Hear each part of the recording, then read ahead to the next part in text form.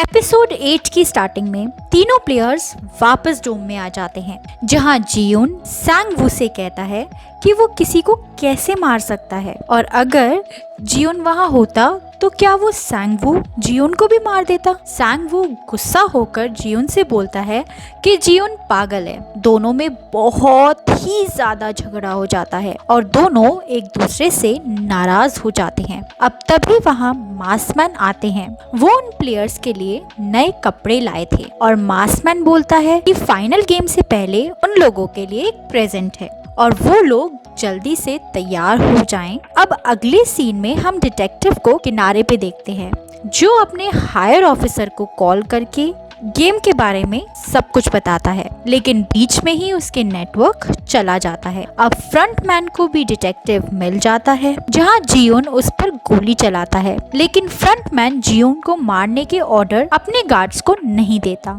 Detective frontman से mask हटाने को बोलता है और फ्रंटमैन अपना मास्क हटा देता है, जहां डिटेक्टिव उसको देखकर शॉक्ड हो जाता है, क्योंकि फ्रंटमैन ही था जो कि उस डिटेक्टिव का खोया हुआ भाई था। फ्रंटमैन डिटेक्टिव को अपने पास बुलाता है, लेकिन डिटेक्टिव उसे मना कर देता है। शायद इसलिए वो मना करता है क्योंकि वो उसके पास जाना ही नहीं चाहता था और फ्रंटमैन डिटेक्टिव को शूट करके मार देता है।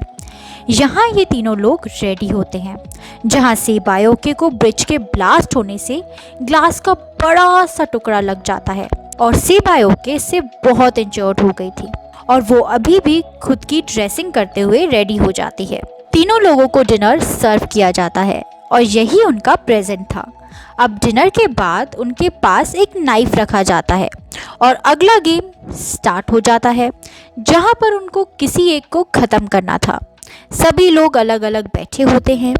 अब जियोन सेबायोके के पास आकर बैठ जाता है। जियोन सेबायोके से बोलता है कि उन दोनों को साथ रहना चाहिए, क्योंकि सांग वू तो पागल हो चुका है और वो किसी को भी मार सकता है। अब थोड़ी देर बात करने के बाद सेबायोके जियोन से बोलती है कि उनको एक डील करनी चाहिए कि जो भी यहाँ से जीत कर जाएगा वो एक दूसरे की फैमिली का ख्याल रखेगा, और जियोन सेबायोके की बात मान जाता है।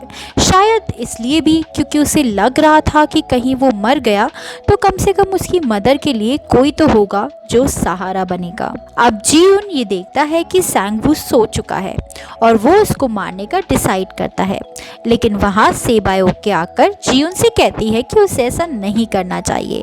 वो कहती है कि तुम एक अच्छे इंसान हो और अगर गलत के साथ तुम भी गलत करोगे तो तुम में और उसमें फिर फ़र्क ही क्या रह जाएगा। तुम एक अच्छे इंसान हो और इसलिए ऐसा मत करो।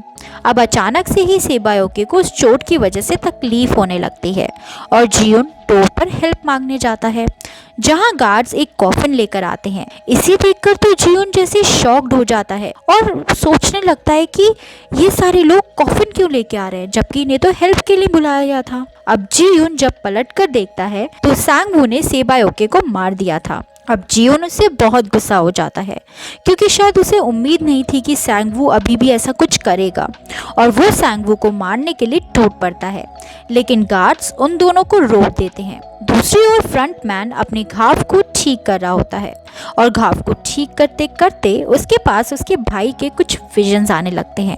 उनकी चाइल्डहुड मेमोरीज उसके सामने आने लगती है और इसी के साथ एपिसोड 8 यही एंड हो जाता है। ऐसे ही स्टोरीज को जानने के लिए, सुनने के लिए और एक्सप्लेनेशन जानने के लिए हमारे चैनल को फॉलो करना ना भूलें, सब्सक्राइब करना ना भूलें और इस वीडियो को लाइक और शेयर ज़रूर करें और अपने कमेंट्स ज़रूर बताएं कि आपको कैसी लगी ये स्टोरी।